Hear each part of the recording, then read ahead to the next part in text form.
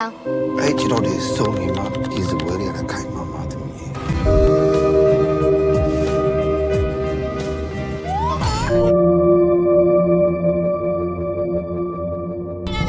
လူကတော့လောင်ဝါနဲ့တားပဲရမယ် ဒီသူများကိုပဲစွာလို့ရမယ်နော်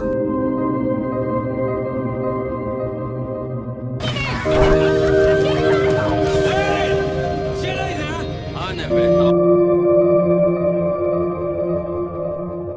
အခန်းထဲမှာကျွန်တော်အတွင်းရဘောင်းကြီးနဲ့ကြက်ခဲ့လာတော့ဟိုကျွန်တော် မင်းတို့ကဖြစ်